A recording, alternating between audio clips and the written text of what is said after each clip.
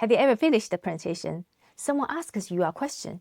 You give your answer, and you can tell that everyone tries listening politely, but you can almost see a but forming on their faces. They are waiting for you to finish, and then they say, "But that's not what I was asking." That happened to me in my early career, more than once, and honestly, it felt extremely embarrassing. Later, I realized that something else was happening in my brain. In this video, I will explain why this happens, especially when you are speaking a second language, and what helped me handle this situation in meetings. This might help you if you had similar experiences. You know that moment when you finish your presentation, everyone looks at you and then questions start. Someone asks a question. You didn't actually hear the question properly. Maybe you only caught a few words and then tried to answer based on what you thought they meant. You try to explain your thinking clearly. From outside, it probably looks like maybe you did not understand English, or maybe you simply were not listening. But the real reason can be something completely different. Your brain might still be stuck in your presentation.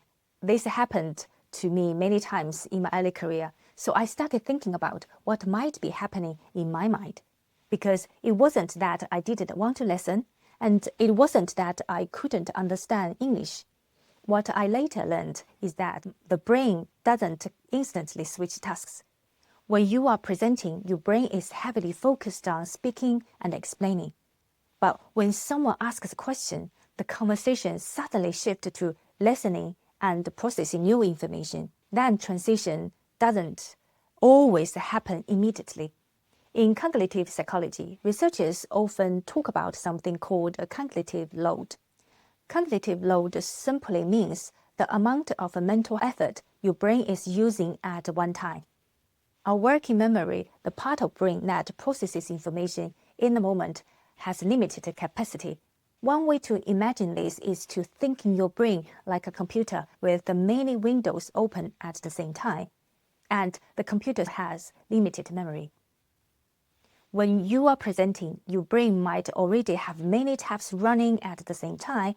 One tab is organizing your ideas, another tab is choosing the right words, and another tab is watching people's reaction, and maybe another tab is thinking, did I explain that clearly? Should I have said that differently?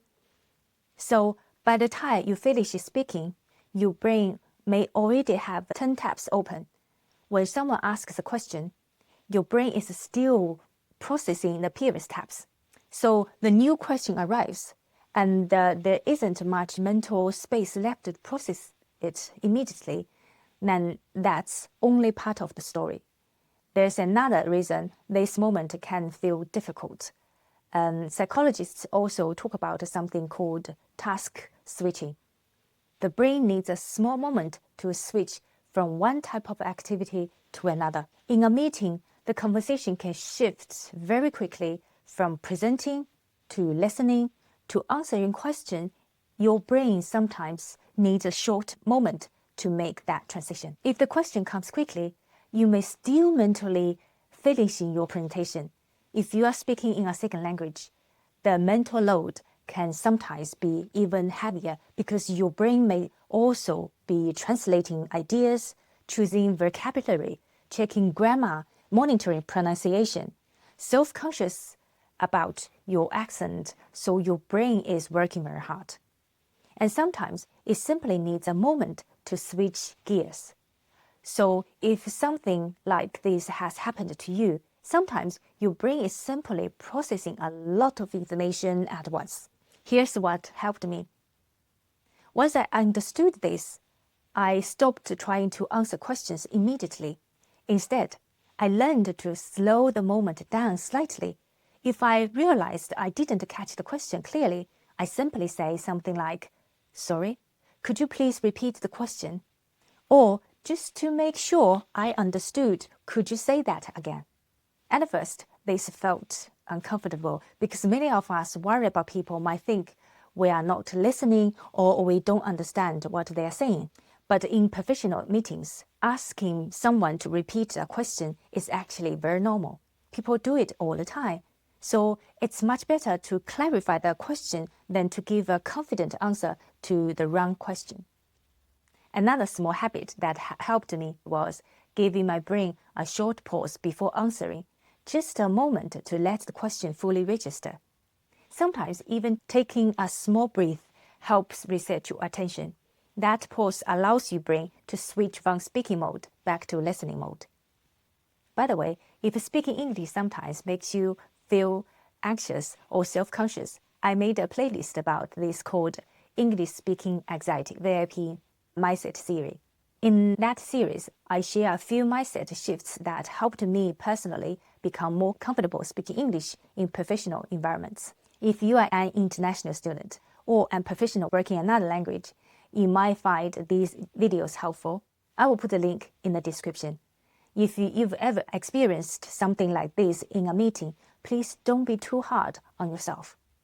For a long time, I thought it meant I wasn't good enough, but over time I realized sometimes the issue isn't your intelligence. It isn't your ability to communicate. Sometimes your brain is simply working very hard. When you are speaking and thinking in another language, your mind is doing many things at the same time. You are organizing your ideas, your thoughts, choosing words, and trying to express yourself clearly. That takes energy. So if you are occasionally miss part of a question in a meeting, sometimes your brain just needs a moment to switch gears, and that's completely normal.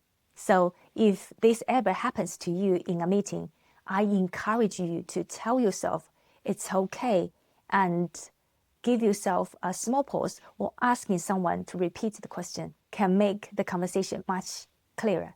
And sometimes those small adjustments make a big difference. So this was a small lesson I learned from working environment, and I'm still learning. If English is not your first language, I'm curious to hear your experience. Please leave your comments below. If you are interested in workplace topics, you may want to watch this video. Thank you for watching.